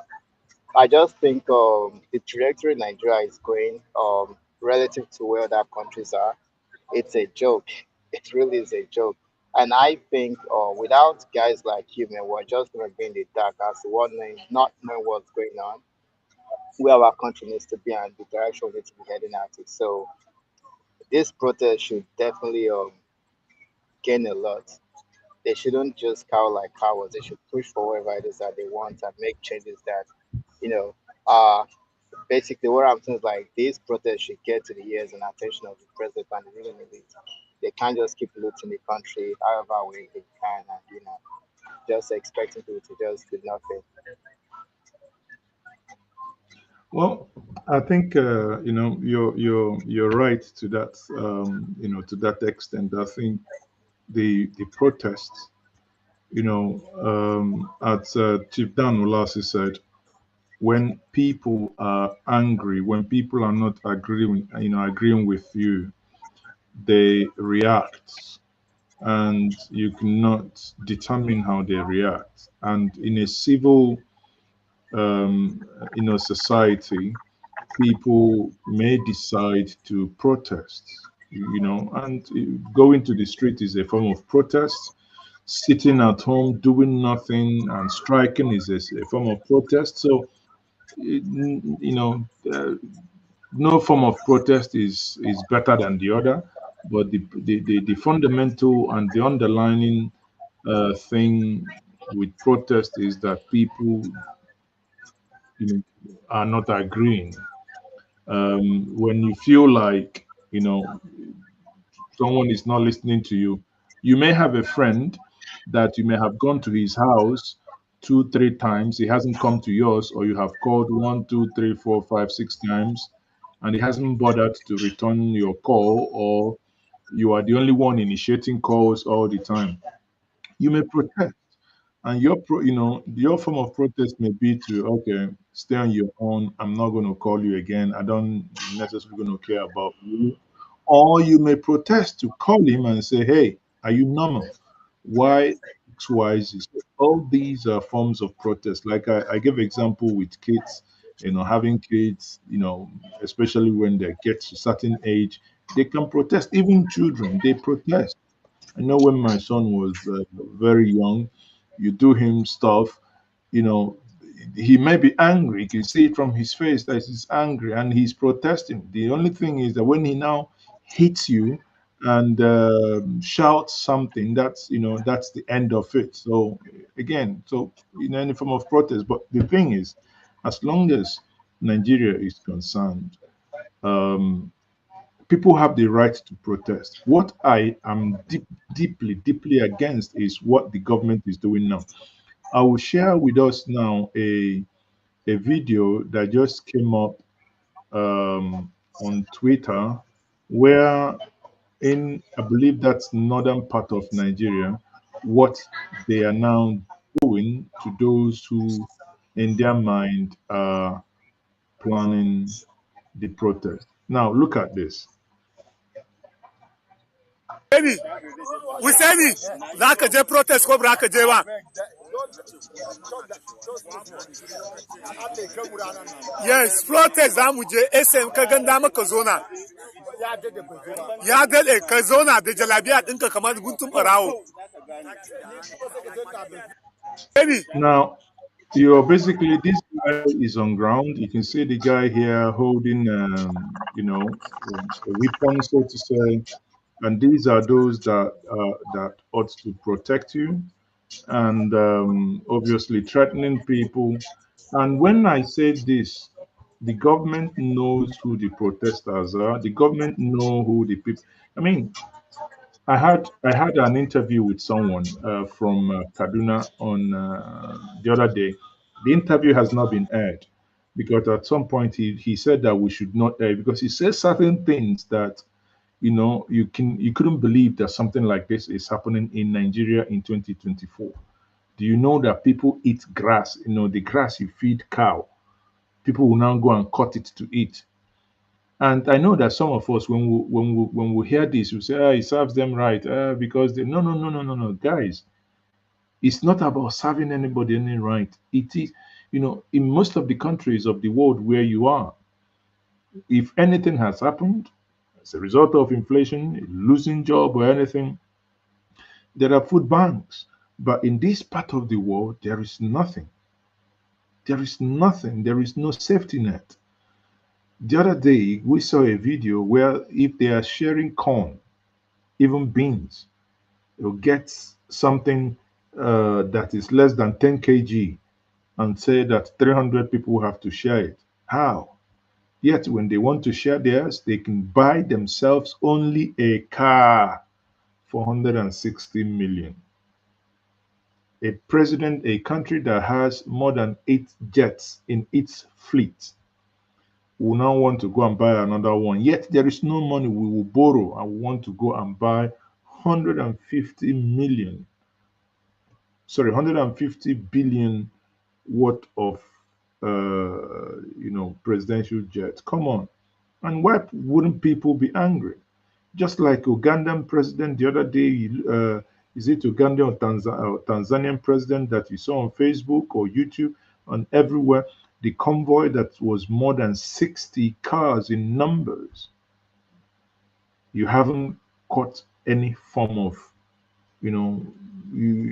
cost, but you are begging people to understand that they should bear with you. Bear with you for what? When the government hasn't shown any form, government hasn't shown goodwill that people can say, okay, yeah, our government, they try, you make we follow them. It's really, it's really heartbreaking. And I believe, honestly, whatever is going to happen, let it happen. I believe the people are going to come out. On our own part, we are doing our best to ensure that we have, especially within the northwest, that we have some reporters who are going to be giving us live feed from whatever it's happening. So many of you watching, stay tuned here. Now here we go to tell people what as it they happen. Or this one is not censored. Now so they come. Now so they show up. So people will be on ground. So we are trying as much as possible. So if you also in any part of the country that you are and you're listening to us, if you want to be part of it, please send us an email at either on Twitter, you can at Njenje Media, or njenjemedia@gmail.com, or on the number here, WhatsApp only. We would be glad to cooperate with you and at least make sure that you do not run out of data on us, and whatever logistic it will take, but we need to make sure that the world knows what is happening, guys. Festus, I mean, you guys are lucky. You are in a safer zone, We're You're not not safe. We're you not guys, safe. well, I heard some of your countries have sent what's it called, travel advisory to us that none of you should fly into this part of the world, but that's fine. Not gonna no fly. We have families in Nigeria, and some of us tune in constantly to what's going on. Every Saturdays I'll play soccer or football, somewhere, in the aspect of Houston. And the folks I play with, they are Igbos and those Yoruba. I'm Yoruba, by the way. But over here in the US, we all party together, we marry each other, we all, live like fellow countrymen. But what I've been noticing so far recently is this tribalism going on. Yorubas accusing Igbos of so many things. Get out of Yoruba, get out of Lagos, all that. Like, where is all this coming from? Who's starting all It's this really, and where's to the be money? honest, it's really sad. And the saddest part is that I can tell you here that, such narrative, sadly, that's the one that saddens me most, has the backing of the presidency. Because if not, a person you have appointed as the, your SSA on uh, strategic communication, which is a very key issue. Strategic communication is communicating in that manner, using your office of the highest office in the land to promote such nonsense. It's sad, and I wish they would learn and stop that, because it's not. Look at what's happening in Venezuela. Venezuela now, the guy that's there, it's the people are saying no. I don't know. I read the other somewhere that he's run away now. And some people are saying, well, if they had continued when after the election, or if a lot of people had come out, maybe some of them would have run away. Can't imagine after the whole election, after the whole mess, all the glitch that happened, nobody was punished, and they were still rewarded and still retained the job of the one who conducted such election. It's really sad, to be honest with you guys. It's really Quick sad. one. If the current president of Nigeria was from the north, do you think they would also protest? Because sometimes it seems like when Buhari was in power, there wasn't any such thing as protest. But when you have someone from the south, then they are, Well, agitated. in one of my conversations with one of those who are organizing this protest, I asked him, why is it that many of you didn't protest during the time of President Muhammadu Buhari? He said that the NSAS, as it is known in the South, that they don't know about SARS in the North. So it was something alien to them. So, they can't be protesting against something they don't know. And actually, if any special squad, it was something that was protecting. Anyway, you know, you could, if you want to believe them, you believe them, but I have no reason not to. However, one thing that I think that was very, um, very clear, and it's playing out now, is the ethnic narrative. The North started seeing NSAS as a southern thing, and even Buhari. That was why the military had to shoot on the 20th, because it was now being perceived as a south versus north thing, right? It was seen as a south versus north thing. Hence, it was stopped. If you go now, pay attention, south versus northwest in most cases. Suddenly, the Yorubas now see, because I understand that you're Yoruba, but I can tell you what I've observed with you know, a few Yorubas that I'm close to, that you will see when conversations, when I say something, for instance, me, I say something and I say, what Tinubu is doing, I don't like XYZ. And sometimes the reply you will get is, why do you hate the Yorubas? I'm like, I look at the person again. Are you normal? It has nothing to, do you understand? It has nothing to do with Tinubu being a Yoruba man, but it has everything to do with Tinubu being the president of the Federal Republic of Nigeria. It's just like in Kano, Sahara reporters published that the Kano state government used 10 billion for furniture. I'm not from Kano, but I'm a human being. And I read that. I said, these guys must be stupid. So if I say this guy must be silly to actually have used 10 billion to buy furniture, it doesn't mean I hate Fulani, or I hate Hausa, or I hate the North. But it's issue. It's about governance. The things the Tinubu administration is doing in the last 1 week, I've said this for over 1 week now. Had they been doing these things since, even let's say since this year, we will not be in this mess. We will not be in this mess. How can you go? You have 48 ministers. Suddenly, you create one ministry. You are telling us, oh, these things take time. These things take time. But when it concerns you people, it doesn't take time. How many times? Last week, we had the tenure of IGP, the Inspector General of Police. The law was amended to increase to extend his tenure. Who does it?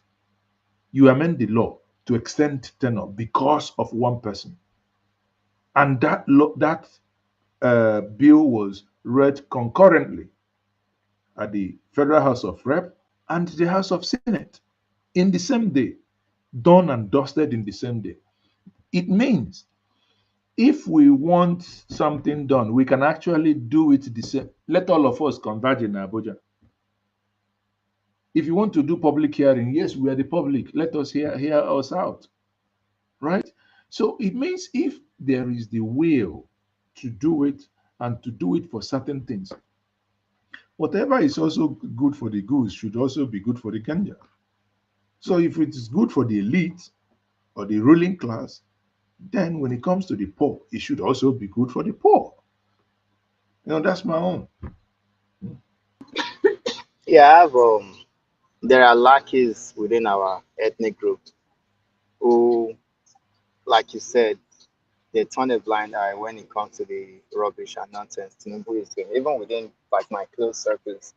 And I would always find myself debating and trying to explain and trying to cite books for them to read so that the country is not functioning the way it ought to. It's terrible, and I hope we don't get a repeat of 1966, 1967, what led to the Biafran War, the genocide that occurred in the northern. I hope Yorubas don't get to that level yet, because there are a lot of uneducated folks out there in the streets of Lagos and other parts who are pointing fingers at evils are this, evils are that, which doesn't make any sense. Because I always tell folks like, hey, we've never had an Igbo president. I mean, Nnamdi Azikwe was just a figurehead. That Tribalism was head of state. So no one should blame Igbos for anything that's wrong with Yorubas. We have our governors, our commissioners, our House of Reps, local government chairman. So this narrative of Igbos are the ones, fomenting the protests, or they are taking our lands, or so much. It's terrible. It's horrible to even hear. Anyway, it's a government of confusion. Look at on the screen, you will see where it's in the same country that everything must be faked. We have to even fake bishop. See them. Some of them look like as if they just landed from Uganda. You know, sorry, my Ugandan fans here. No offense, no offense intended. But if you look at the other one at the back there, the last one, the last one just looked like this. You see, so. so so that's what it is, guys. Anyway, thank you very much first. Let Thank me you for ask a last question. What yes. what? So Nigeria wasn't created to function well, and there's a book I recommend you to read, "A Fatherless People" by Dele Ogun. It really tells you those who actually created Nigeria Sorry, from a what? hunger. A parallel A people. a fatherless people. Okay, fatherless people. Okay. Yeah, if you want to learn about Nigeria's history, that's by far the best book on Nigeria's history. It tells you those in London what they intended to create Nigeria as. I don't think Nigeria is going to survive being a country in the next maybe 50 years. I just don't think Nigeria is going to be. I think maybe 5 countries or 4 or 3 may break out of Nigeria. because God didn't create Nigeria. God created Igbo people, He created Yoruba people, He created Hausa, but He didn't create Nigeria. Nigeria, man-made. It's not working well the way, let's say, Ghana is. There's no sense of nationhood the way other countries do. So that's just what I think. If we can't keep a regional system to work well, I just think Nigeria, and not to say one is being tribalist, so water and all is not going to mix well together. There are some certain things that I will see, especially many of us from southern Nigeria, right? Yeah. I would think sometimes that if we go regional, that it will cover everybody. Not until I had a conference of the ethnic nationalities in Nigeria, when these Akin Fapohunda had his proposition of 9 regions. And it became apparently clear to me that when we say regionalism, if I ask you now, you say the Igbos, the Yorubas, then the North or the Middle Belt. It sounds for us Southerners, especially for people of Southeast or the Yorubas, it sounds so easy. For instance, Ndi Igbo are a people and a language. So it's very easy for them, right? It's very easy. The only hack they have is in some places they still have remnants of their brothers, like in Benue, like in Rivers, like in Akwa Ibom, in Delta, there. So which you can with the will you can readjust for to accommodate them in a larger whatever, right? It plays well until you come to southwest. You find out that part of northwest, not central, is actually could be classified as people of a Yoruba origin. Can Not you part come of again? North Central? not central, yes. What For instance, states? how would you Niger. how would you classify Kwara? Oh, okay. Oh, How I would you thought you meant. no, Okay, how would you classify Kogi? that makes sense. I agree because of No, historically. you see, the thing is, until we begin to, so when of recent, the more you understand certain things deeper and understand how people feel. I had on this platform, maybe people didn't pay attention. There was this guy from the House of Rep and 2 Fulanis arguing with one professor and the other guy, I think Jonathan Akun. They were saying clearly they do not want regional governance. And when I heard the first statement before, I was shocked. But when you probe further, you find out why. They will tell you that Middle Belt, that if you go regional government and say not, the identity and everything will be swallowed into that nomenclature. Hence, they will always tell you it's either you go back to the 2000 and either you create more states to split them out, or you go back to 1963. So no matter what, the easy task, which I find it too simplistic as, intellectually lazy to say, oh, let break Nigeria, let Oduduwa go, Hausa go, and Igbo go. It's intellectually lazy. Because if you really want to, it is deeper than just saying, oh, okay, break it and go. Because I have it easy, that if you break, I have it easy. But the other person, you must look after his interest in order for you to be comfortable. If not, he will do everything democratically possible to ensure that that split or whatever doesn't happen. Now, what is the option? The option is, before you talk about divorce, which is splitting the country, you have not actually gone for counseling. and genuinely want to make amends, what is your partner accusing you of? When you go for counseling, when you actually begin to put things down, where can you give? Where can you yield? Where can you do give and take? So I believe no matter how you look at it, we may, if it doesn't happen under Tinubu's government, which I believe it will, honestly, I believe restructuring will happen under Tinubu. But as on the account that it doesn't, you know why I believe so? Tinubu is one man that has been in the trenches. He was an activist. He knew all these things we do today. He's done it all, through Nadeko and whatnot. And if someone who had always been in the field and has seen it, have done it, fails, now you and I fit do one, right? So I believe if restructuring has to happen, but the outlook, I don't know. But people have to sit down. I think it's very, very simplistic for people to say, oh, just give us Yoruba nation, Igbo nation, Hausa nation. No. In the north, um, in the north central, when they tell you they have over 255 ethnicity, how do you deal with that? Because my own is one. It is my language. It is my, do you understand? Then I will now ignore the complexities in the other side.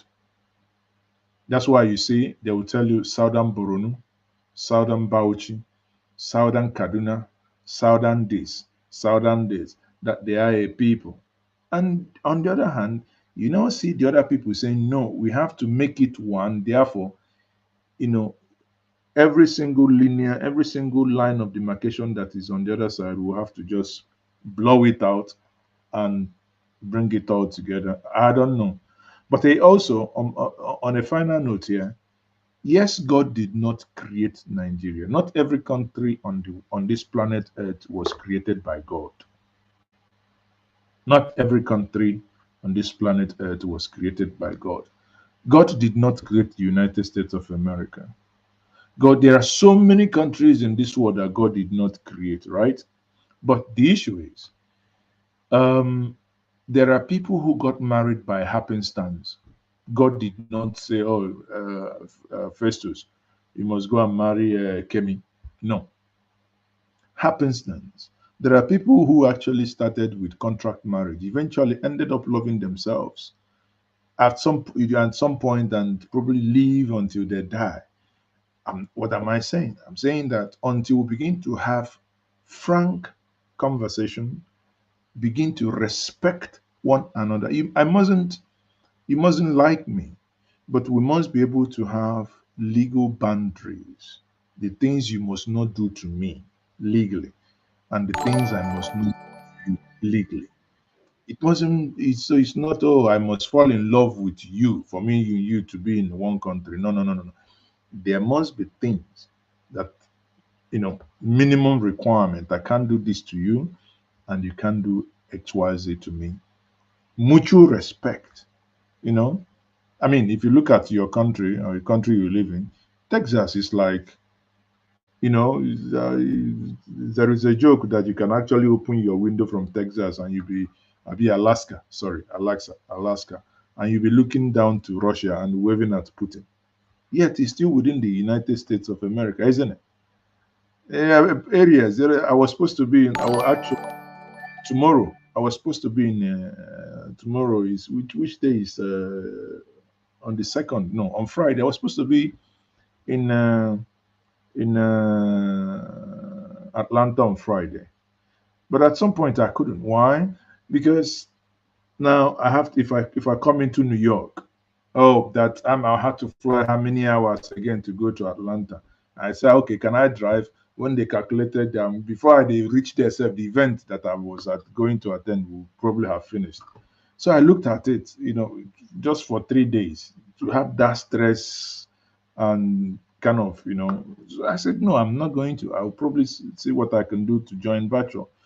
But even in that humongous nation, Not that the Southerners like the other part of America, no, but there is minimum part of respect that, they have a constitution, they have this.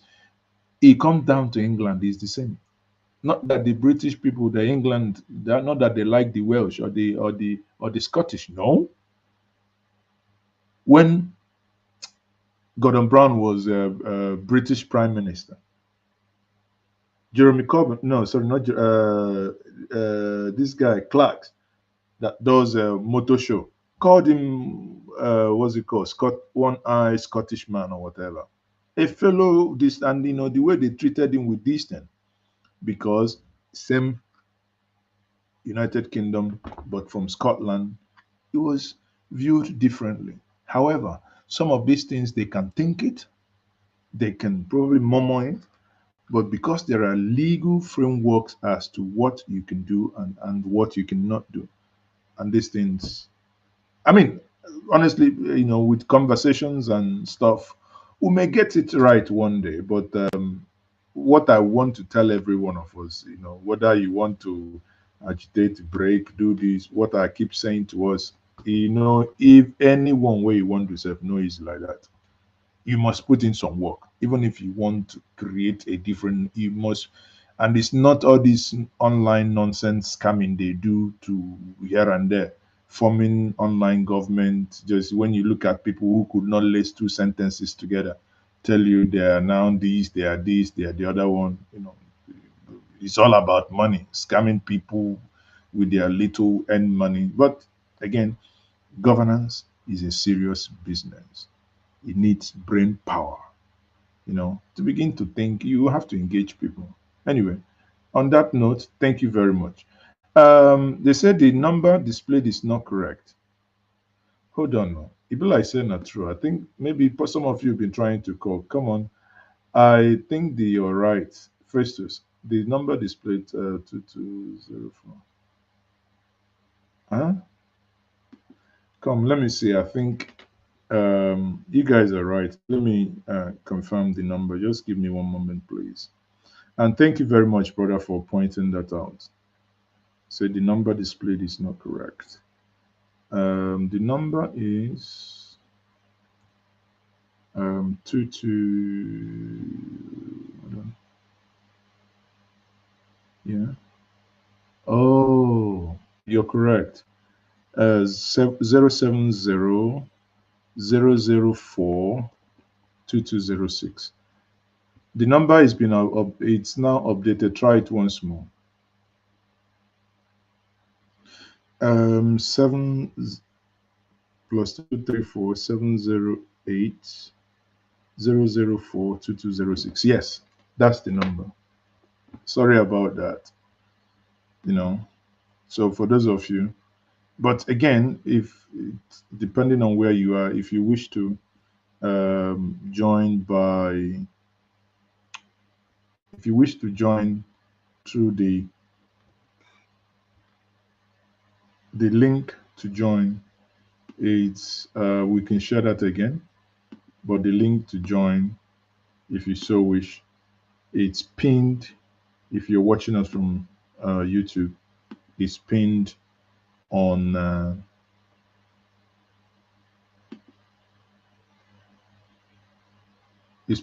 comment section. So if you want to, you can click on it. Okay. Thank you very much for highlighting that, James.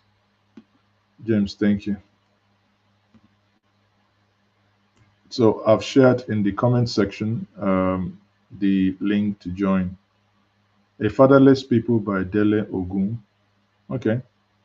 I would okay, let me address this. He says, Mazi, please, in the event where this protest is frustrated in any way by the government, I believe we have plan B, C. I know if it answer that question, I beg. Before DSS go come begin look me. No be me dey plan protest to abeg. Abeg, I know dey plan protest before they go begin say na me dey. Whether there is plan A, B, C, D, I no know. But on a serious note, even if the protest did not happen, believe you me, even if the protest did not happen, it has already achieved a lot. The protest has rattled the government of the day. The protest has made them to sit up. The protest has made them to begin to look at, certain things. The way this government had worked in the last 5 to 6 days. I mean, that's the way government should work. And you ask yourself, why were they not doing all these things all this while? Why? Why were they not doing these things all this while? Right?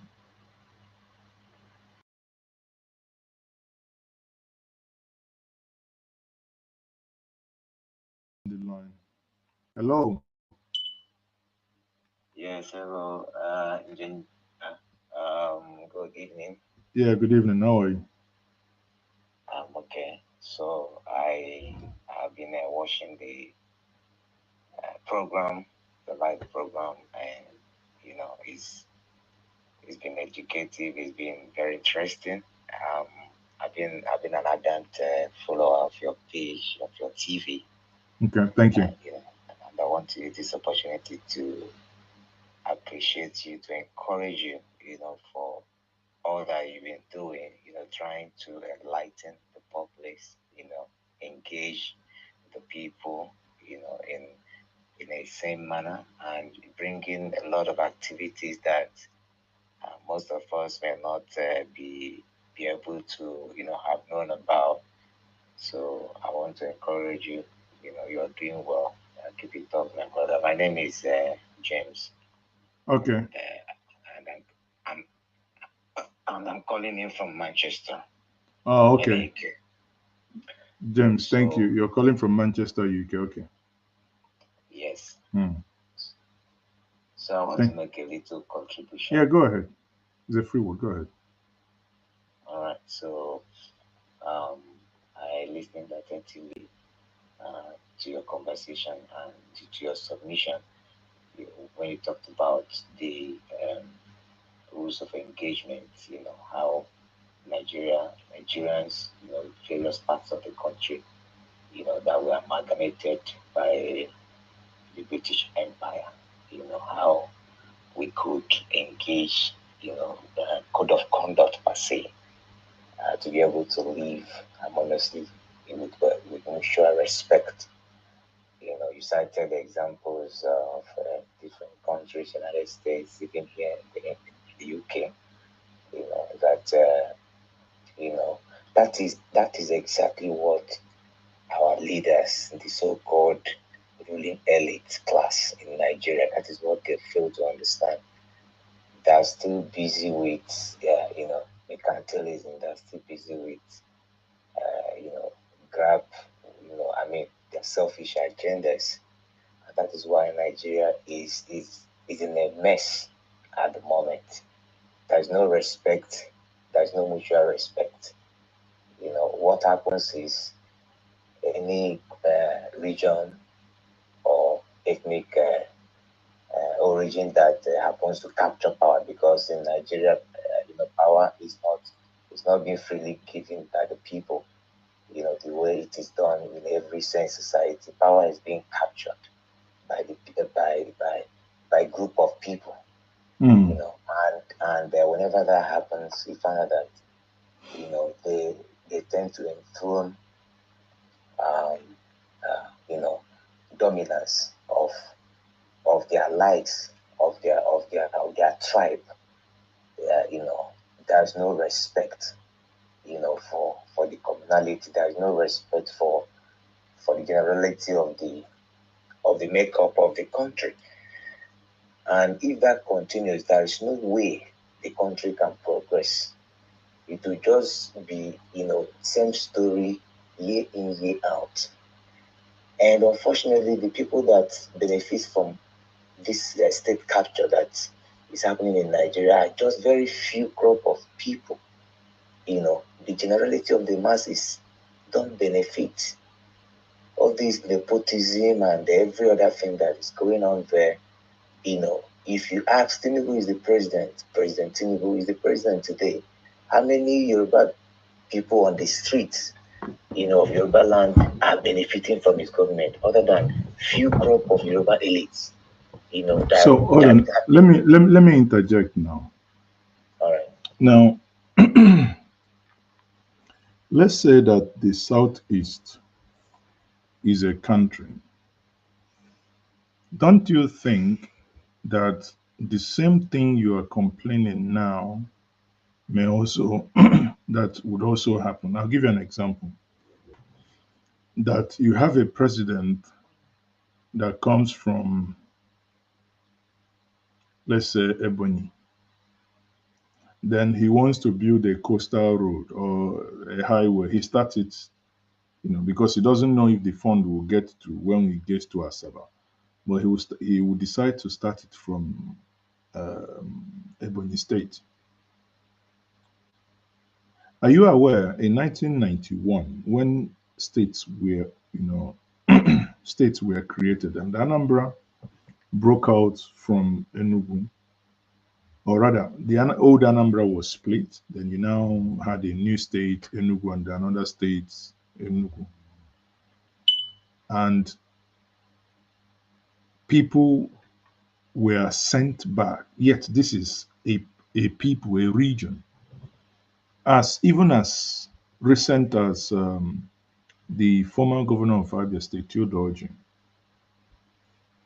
a people, quote unquote, people were told if you're not from Abia State, go back to your state. Right? So now, this is a people. Doesn't that tell you that it is lack of respect for rule of engagement that is causing it? Not necessarily that because the other one is from north and this is from south. Because if Ndi Igbo, they all speak the same language, right? But someone says go back to your state. And there was many of us criticized it, cried about it. I think, I can't remember if Odinkalu went to court to pursue that. Now, imagine, had that happened, that it was Kaduna that deported people, quote unquote, or Lagos, it would all be all over the news. But one thing is that the internal injustice, no one actually sees it. Because when the people of North Central honestly opened my eyes to the complexities in their region and saying that if you guys leave, we are dead. Therefore, you've been in a relationship with someone, you don't want the North Central to die. Rather, you want to help them to, probably help them, renegotiate their freedom or whatever. I don't know, or however you want to call it. The blanket, in the final analysis here, my brother, what I'm saying is, I do not say that I know how it will happen, but the only thing that I know of is, however direction you want to drive it, there must be serious conversation that must be frank, that must be open for people to agree on a way forward. However you want to dice it, do not be deceived. Anyone giving you a date, oh, on so date, 3rd of December, this will happen. Oh, everybody will be free. I'm believing that ragtag army will shoot their way into giving you independence is only but someone committing fraud with your head. That's my honest take. I hope you understand what I mean. Yes, sir. You spoke well. I understand what you said, and what you said is the truth. Apart from the larger ethnic division and tribalism and nepotism, there is still the intra. Exactly. And it's not only peculiar to the Southeastern. It's not exactly. It is. I mean, Also the part reason why of that region. I gave example of Southeast is the one that I know very well. I know. Do you understand? Even within the Southwest, is there. Could you imagine a professor made an argument before when Tinubu wanted to contest? I said, no, why would Tinubu contest?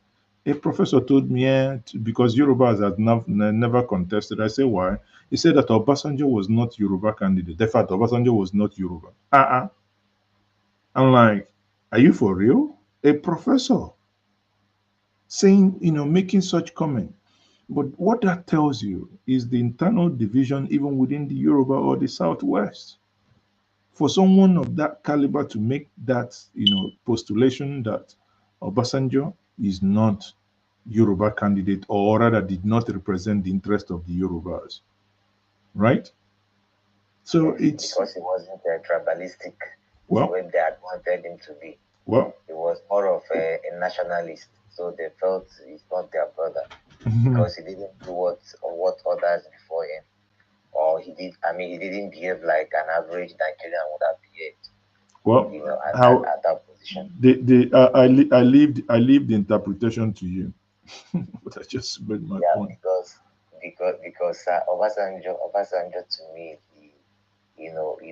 just take a good look at how he spread his appointment, to make sure that he gave every part of the country a sense of belonging, a sense of faith and commitment to the nation. Since he left office, I think the only person that came close, to that mindset was Jonathan. Every other person had, unarguably, Leti Yaradua. For every other person, we are just, very nepotistic. Especially this present Tinubu's government. It is very glaring. And these are people that are mounting that nationalists, that statesmen, that this. But parochialism, has remained, indelible in their mindset, Anyway. in the way they view things. Mm. But lastly, before I drop the call, so to give other people opportunity to call in, I want to, ask, you are the moderator, but now I want to ask what's the opinion about the proposed protest? Because I've been following it, I'm not in Nigeria, but I'm very much interested. And, what's your, I know that you're very close to His Excellency Pio, and, I've heard him say that he's not against the protest because it's the constitutional rights of the citizens to protest, to ventilate through a peaceful protest. He emphasized on the word peaceful. And I feel that what he said is right, is correct. That's how it is done everywhere here.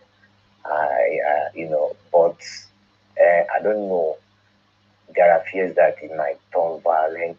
There are fears that government might, infuse talks and all manner of, people to attack the peaceful protest. And what do you think? What do you advise people?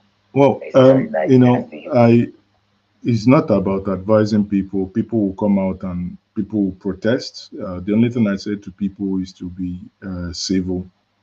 Do not, cause confusion. But whether government would, do their bidding, it is normal. That's what they do. It is, if there is no how you would. You kill a madman without the madman continuing to murmur, and that is the what government, especially the APC government, know. Example is that of Buhari, but nonetheless, the people are, it's just a case of them registering their displeasure in terms of the way they've been governed and things that's happened to them. So that's the way I look at it. The people just want to register, their displeasure. That's all. The protest, in my mind, how it will go, I don't know. But, as been told to the government, people have the right to protest. And as long as they stay within the ambit of the law, without any form of, commotion, and at the same time calling on the government that the government should respect protesters, right? And give them security. Well, Lastly, Mr. Zoku, please, yeah. this issue of Barrister Kenneth Okonkwo that left APC and the point left the ranks of Peter B's team. He's I respect him so much, but I felt so bad when I saw the news, and not just that he left, he made some scathing remarks about His Excellency. And, yeah, but that's those are opinions. Obviously, all of us, everybody holds. You form your own opinion. So it doesn't make it right. It doesn't make it that is the gospel truth. But that is an opinion. So, and I have no, I have no issues. Sir, personally, sir, you're very close to His Excellency. I would personally, love him to be more firm, because everybody has his own style, but I would personally want him to be more firm, especially in handling. Did you read his response? Yes, I read his response. Exactly. So everybody, his response is just his normal response of trying to be very civil and everything, but sometimes, especially when it comes to party politics, especially in a corrupt system like Nigeria, is because, and I agree with him, the erring members of that party, in order not for them to, because there are a lot of people in that Labour Party, that have been causing all manner of problems. I don't know if they're being used, people like Arabambi and Co. and all manner of people. So Obi needs to be very firm to clean up. He needs to show very formidable leadership and show direction and put people in their places. That is not being an authoritarian. It is still a show of leadership. So I expect him personally, and I know that most Obedients like me, expect him not to, continue to be civil and continue to be dilly-dallying with party issues in Nigeria, because we are not doing independence candidacy yet. So he needs a platform, and it will not be good for his political image if, at the end of the day, he's not able to solve the Labour Party problem, and he will be forced to go and join another party. That will not be good for his image. The last party should I'll stop you here. Sorry, I think we've done over 15 minutes. But what I can tell you is that you can go to sleep. There is no cause for alarm. Okay, sir. Thank you very much. Good night. So, people, thank you very much. That's the much I can take this evening. Thank you for joining me, and join me tomorrow again. And we are going to be bringing you this once more on Thursday, the D-Day. Thank you. Good night. And